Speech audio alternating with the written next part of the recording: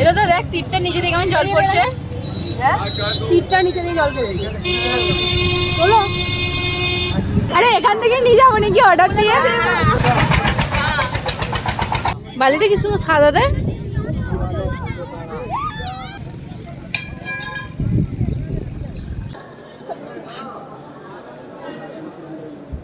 নমস্কার, আমি পৌলমী আবারও এলাম আপনাদের কাছে একটি নতুন ব্লগ নিয়ে। আশা করছি আপনারা সকলে ভালোই আছেন।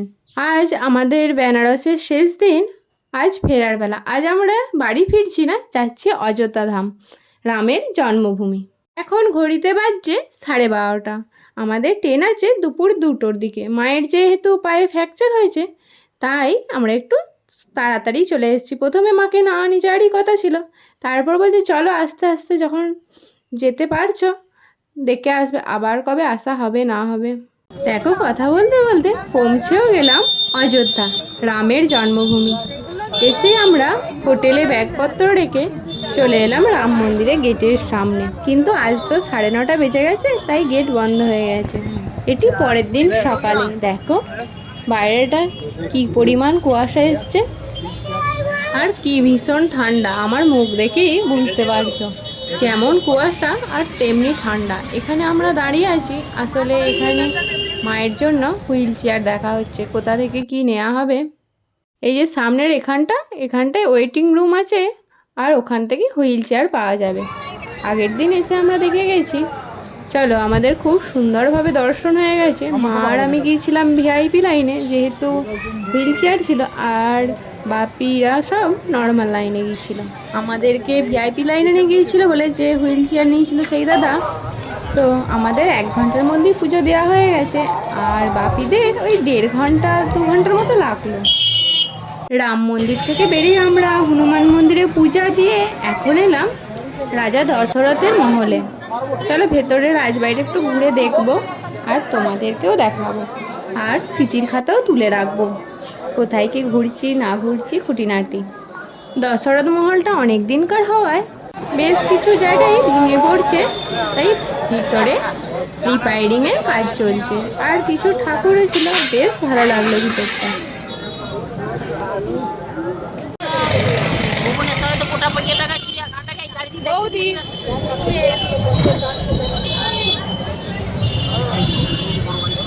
এই পেছনের লোকজন, পিছন দিকে একবার তাকাও, লোকজনগুলো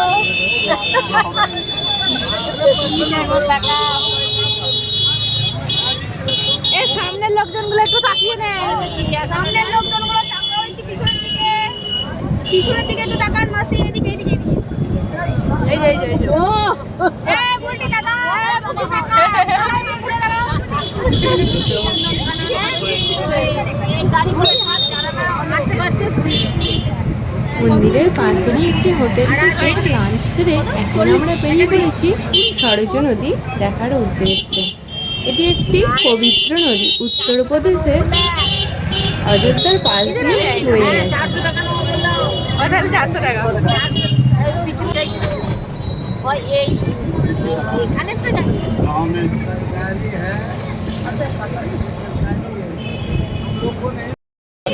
আরে এখান থেকে নিয়ে যাবো নাকি অর্ডার দিয়ে?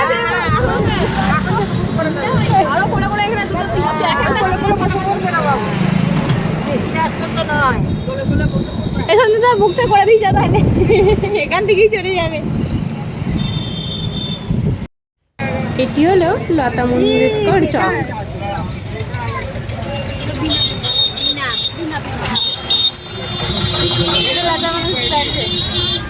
এটা লতা মঙ্গেশকর চক।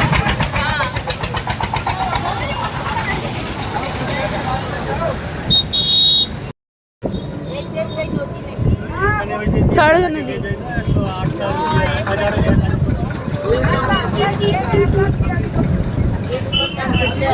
আমি ভেবেছিলাম আরো বড় হবে নদী, ভেবেছিলাম অনেক বড় নদী হবে। হ্যাঁ পুরো ঋষিকেশে, এটা এই ঋষিকেশে বলছি হরিদ্বারে এরকম সিচুয়েশন। হ্যাঁ হরিদ্বারে গঙ্গাটা কেটে এদিকে ঢুকি। হ্যাঁ হরিদ্বারে গঙ্গাটা কিন্তু ছোট,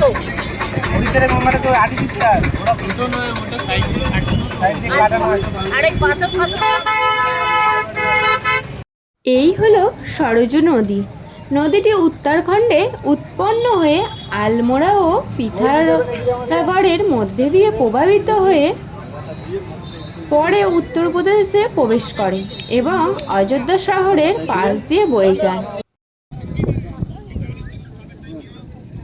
বালিটা কি সুন্দর সাদা দেয়।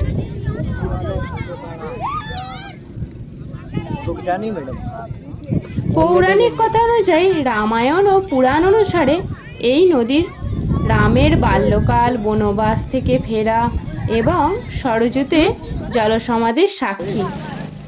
এই সরজু নদীর জলকে পবিত্র বলে গণ্য করা হয় এবং ভক্তরা বিশ্বাস করেন যে এই নদীতে স্নান করলে আত্মা শুদ্ধ হয়। বর্তমানে এই অযোধ্যার সরজু নদীর তীরে এখন সুসজ্জিত ঘাট, প্রতিদিন সন্ধ্যা আরতি ও সরজু আরতি বলে সেটাকে অনুষ্ঠিত করা হয়। তো সন্ধে পর্যন্ত থাকার আমাদের হাতে টাইম নেই, একটু পরেই ফিরে যাব, তাই সন্ধ্যা আরতি বা ওই যে সরজু আরতি সেটা আমাদের আর দেখা হবে না। আমার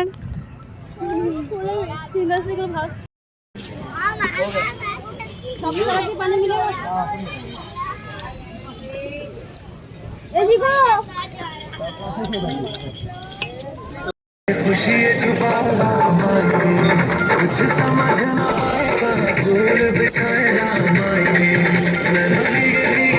कैसे खुशी छुपाए ना मायने कुछ समझ ना आएगा, जोर बिछाए ना मायने।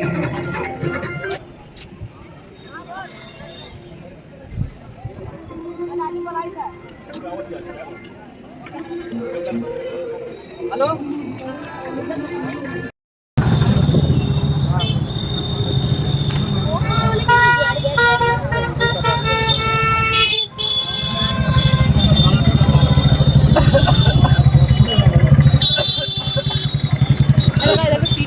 জল পড়ছে কেমন, তাই তো এটা তো দেখ তীরটা নিচে দিয়ে কেমন জল পড়ছে। হ্যাঁ তীরটা নিচে দিয়ে জল পড়ছে বলো।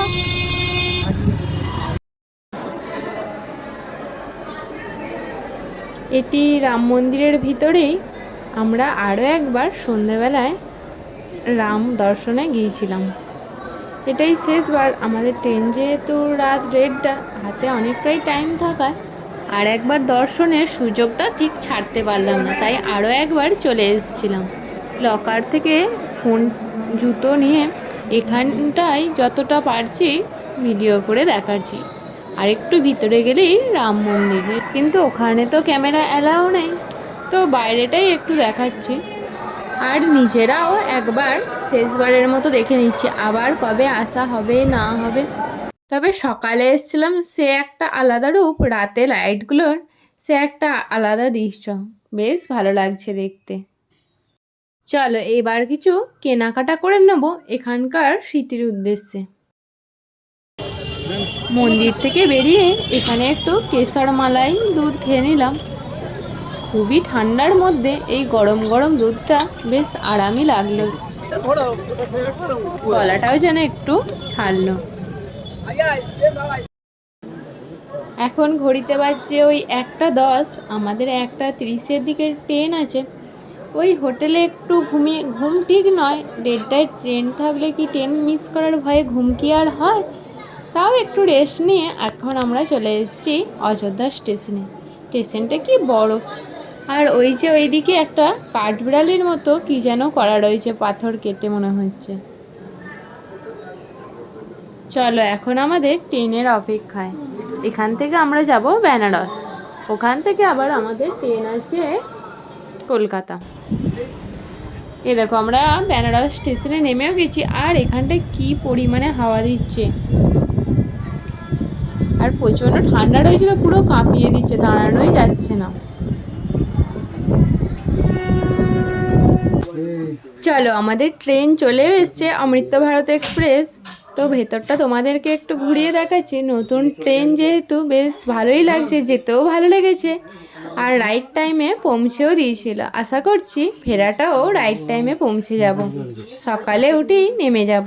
আমরা এখন নেমে গেলাম দুর্গাপুরে। আমাদের টিকিট যেহেতু ছিল শিয়ালদা পর্যন্তই, কিন্তু আমাদের দুর্গাপুর থেকেই বর্ধমান যাওয়াটা কাছে হবে যেহেতু, তাই আমরা দুর্গাপুরে নেমে গেলাম। দুর্গাপুর থেকেই লোকাল ট্রেন ধরে এখন যাব আমরা বর্ধমান, ওখান থেকে লোকাল ট্রেন ধরে যাব মোসাগ্রাম, মোসাগ্রাম থেকে বাঁকুড়ার ট্রেন ধরে যাব বগুড়া।